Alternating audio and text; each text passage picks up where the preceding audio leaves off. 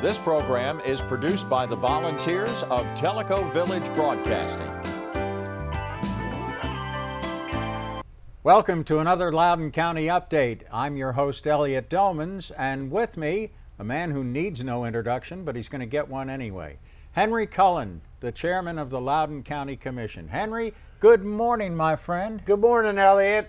It's been a long time since we've done one of these. Well, this is a redo of July 5th. Yes. When I did the budget process, I covered the annex, I covered the sheriff's budget, the courthouse fire, and all the other items that were hot on the press back then. Unfortunately, due to a technical error, it never got broadcast. So here's a repeat. And for those who think I were avoiding this, that is wrong. Okay. All right. So we're looking at the county budget for 2019-2020.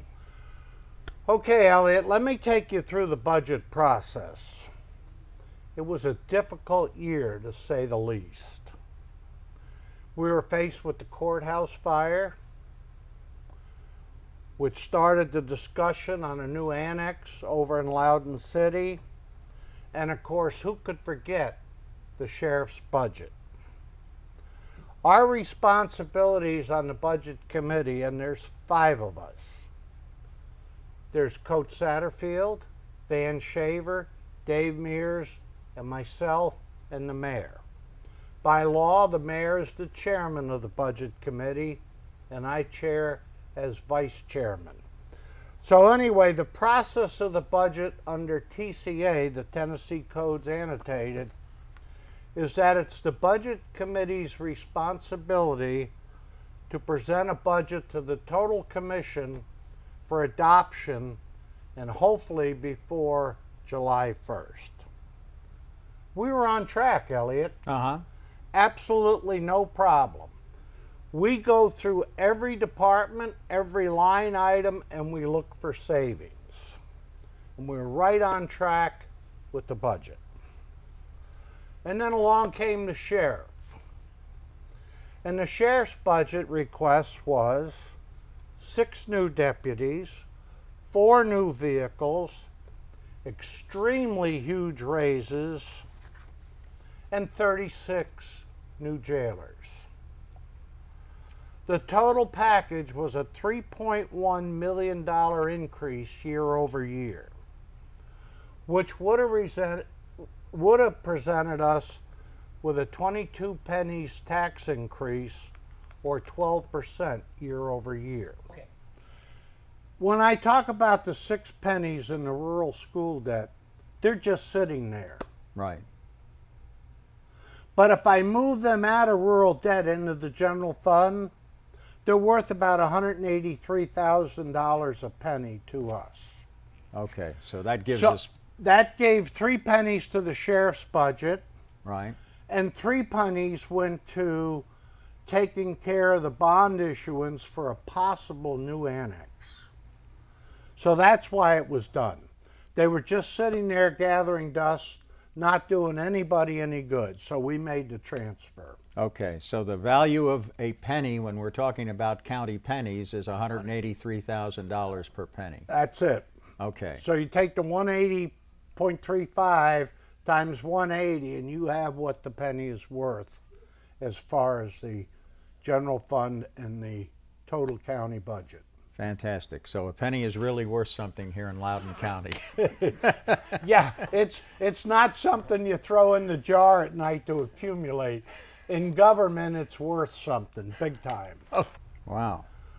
I can assure you, Elliot, nobody on the budget committee was signing up for a 12% tax increase.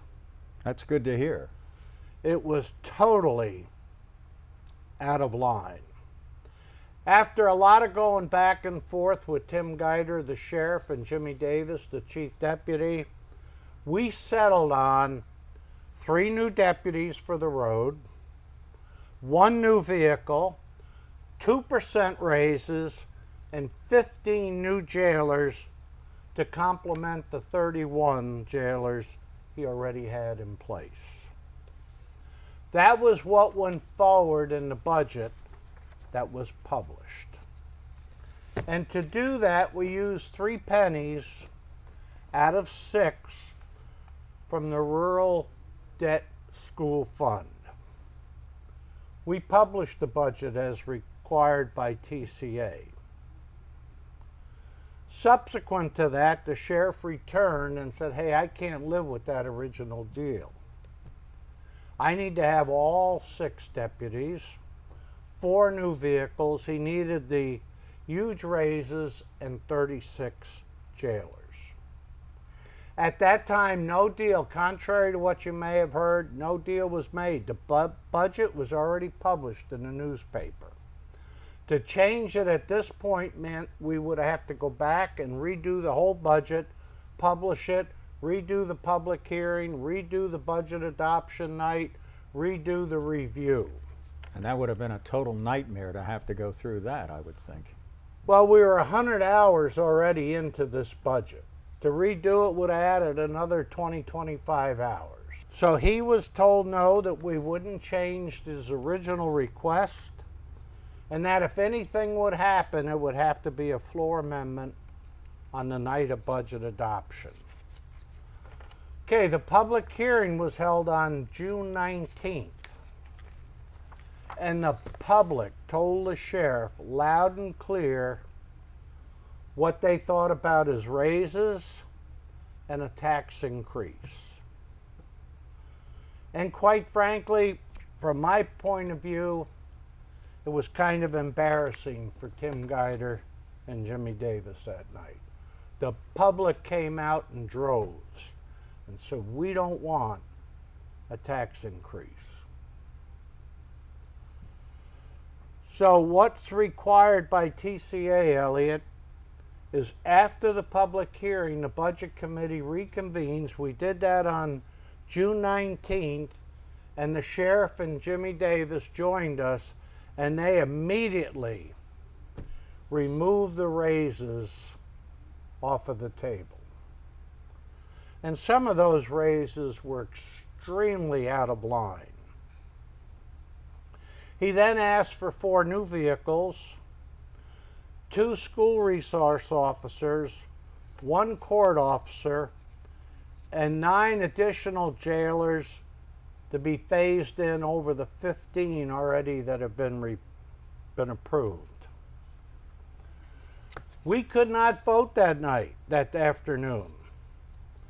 So we told him again it would have to go to the floor, and there would have to be a floor amendment after the original budget was adopted. Right. Okay, now let's fast forward to June 24th. The original budget, which remember was 15 jailers, 1 vehicle, 2% raise, and 3 road deputies, passed with no problem at all. And after the budget was adopted, a floor amendment was made by David Mears, seconded by Kelly Littleton Brewster, to increase the sheriff's budget. At that time, it passed 7-2. Now, let me tell you about some comments, and I've heard loud and clear from the people in the village. Some said, give them the increase. We'll take the tax increase. Some came out and said, no way do we want a tax increase. And that was the majority here in the village. I heard from more people say they didn't want a tax increase than I did give them everything. Then people came up to me and said, well, I don't back the blue. Well, I can tell you, I have a PhD in the risks that the law enforcement officer takes when he marks 1041. We did pass the budget. There was no tax increase. And this budget from the sheriff and all the conversation was not about backing the sheriff's department or Tim Guider or Jimmy Davis. It was simply about a budget that wasn't well vetted, well thought out, and had more pork in it than a roll of Wampler's sausage. That's a lot of pork. The raises, the humongous raises for some of the people was what the public reacted the most to. Mm-hmm. And it wasn't an indictment for Tim Geider or Jimmy Davis or the Sheriff's Department. It was simply a $3.1 million increase year over year, 22 penny increase on your tax rate, and a 12% tax increase. There was nobody, Elliot, signing up for that. Yep. Now let's talk about the other issue. Yes, we did have to dip a little bit into the fund balance. And no, we didn't spend all the money from the rainy day fund. Let me give you some background on fund balance. Our current fund balance is somewhere between $7.5 and $8 million. Now, I won't know what it is for the final year that just concluded until all the accounts and departments have been swept, all the encumbered amount has been paid, and there will be some money returned back to the fund balance. Right. So my guess is it's going to hit between that $7.5 and $8 million. And the way we budget, so you know up front how the county budgets according to the government TCA requirements, we budget at 98% of collection rate on the real estate property taxes. Okay. Historically, Elliot, we run 101, 102. And that's based on late payments, penalties, and some people paying taxes they didn't pay the previous year. So historically, we run at 101, 102. We spend 94 to 96% of the total budget. That gets returned at the end of the year to the fund balance. Sales tax, which is on the rise tremendously. Mm-hmm. And the Tennessee legislature passed a amendment that went through that said the sales tax for internet sales goes to where it was generated, the sale. And for Tellico Village and Loudon County, that is a big number. So that goes up every year. Revenues throughout the county go up every year. So the bottom line is we're going to be just fine.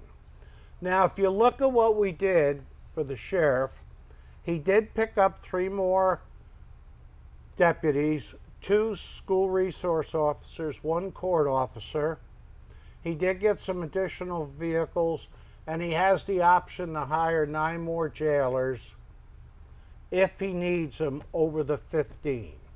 Now, all of that is in the budget starting July 1st. But those people haven't been hired yet. So that's all going to return to the fund balance at the end of next year. So while it looks like we spent a lot of money, we actually didn't. Because you don't have any outgo on the salaries or There's anything no else. salaries, nothing's No been people done. yet. Right. And just as a footnote, the sheriff was adamant about 36 new jailers. He dropped it down to 15 and then 9 option. He was right after everything was said and done. He came in to give up 1 jailer so he could promote a sergeant and 3 correction officers. So I don't know whether the 36 was a good number or not. Right.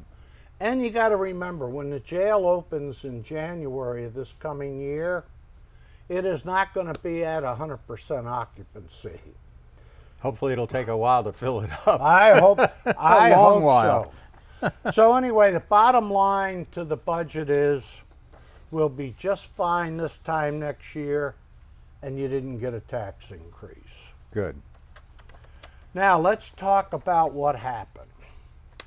The end of April, the old courthouse caught on fire. And that's being handled by the insurance company. And they're going to go ahead and rebuild it. Good news. Now the issue came down, it was probably inadequate for what it was being used for. We had outgrown the space. So we started to consider putting a new annex beyond the Loudon City Police Department along the river. And that's under consideration. Design has been done. Progress has been made with Loudon City. And we're looking at about $7 million to do it. It'd be 2 stories, 20,000 square feet. It'd have the court and the sally ports on the bottom floor, offices on the top floor. It is still not a done deal. Loudon City has reviewed the memorandum of understanding. They want to lease it to us. We want the deed. So that's still a work in progress. And stay tuned. I think it's a good idea if it goes forward. I think it will solve a lot of problems, but we're not going to do it if it means a conflict with Loudon City over the deed or lease. So that has to be worked out, and that will be done at a future workshop. Now let me address the #1 comments that I've heard. This is the article that was put in the Telco POA newsletter, and it deals with the realities of municipal incorporation. Well, I got to tell you right up front, 5 years in local government, understanding how things work, I'm a proponent of the village incorporating. And I'll tell you why. There's a lot of revenue that now becomes available to the POA once they're incorporated. Kevin Stevens put a lot of red herrings in here. And the issue comes down, he claims, the 3 miles between Loudon City and Lenoir City. That's not the issue at all. The issue holding up incorporation is 17 miles away in another county. I believe that can be overcome. And in fact, I'm going to challenge the POA to use their new political committee, assign them the responsibility of looking into incorporation. At 6,500 plus people in the village, we can no longer sit at the card table at Thanksgiving. It's time we take our rightful place at the main table, become a factor in Loudon County. The things that you look at if you were to incorporate is your sales tax exempt, government service tags, Tennessee retirement system, municipal tort protection, state and federal grants, numerous state and federal grants they could apply for. And I mentioned it before, the sales tax generated on the location where the sale was generated. Right. That is a big number. I'm not going to go into a whole bunch of other stuff about incorporating, but I think we're missing the boat if we don't take a deep dive into it. All the other things in Kevin's letter can be overcome by the county commission. We've got the premier fire department in Loudon County, well equipped, well managed, well trained, well funded, thanks to everybody in the village. That wouldn't change. The sheriff would still provide protection. And yes, I'm going to be upfront with you, you would have a city tax that would be on top of the county tax. And it would be based on your assessed valuation and the budget to run Telco Village. But the POA fee goes away.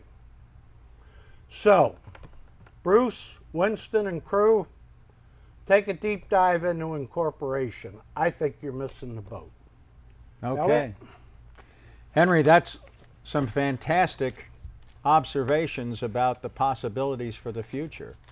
And obviously it needs to have some close scrutiny to find out what's feasible and what we might be losing by not looking into it. I agree with you, Elliot. to just poo-poo it and say we can't do it is the wrong approach. When you take a look, yes, we generate $7.3 million in real estate property taxes. Won't argue that point. But remember, the rest of the unincorporated part of Loudon County generates 46%, or 2 times what we do. Right. We can't do much to help you. You're a private entity. We can't give you tax dollars back. And in fact, this is the stack of papers that deals with the state constitution as far as real estate property taxes in Tennessee. And it boils down to the fact, Elliot, that as a private subdivision in the unincorporated part of Loudon County, it is simply against the law to return tax dollars. Can't do it. Sorry. So that makes it pretty plain and simple right off the start. That makes it right to the point. Okay. And I understand where the POA is coming from. But simply you got to take a hard look at what you want to do in the future. And the biggest thing of incorporating is it gets them away from the 5% cap year over year increase. Right. There you go. Henry, a great program, and I thank you so much for, number one, serving on our behalf in the Loudon County Commission and being a real great friend of Tellico Village because you live here. You know, it makes a lot of sense. I've been here 17 years. 8 of it I was your fire chief. Yep. Took a couple of years off to burn some fuel up on the lake and was elected as your county commissioner 5 years ago and re-elected last year. So my heart lies with Tellico Village. I love it here. I like the lakes, the mountains, and everything about it. But I don't want them to be short-sighted. No, and we love what you're doing for us in the county government, and we appreciate it. Well, thank you. I, for one, do, so I can't speak for the other 6,500 people, but, you know, you've always had my vote, and you always will. Well, I appreciate that, Elliot. See you next month. All right. Henry Cullen, our Loudon County Commission Chairman. This is Elliot Domans, and I'd like to thank you for tuning in today and understand that this program is made possible by all the volunteers here at Tellico Village Broadcasting. We thank you for viewing today, and we look forward to seeing you again very soon.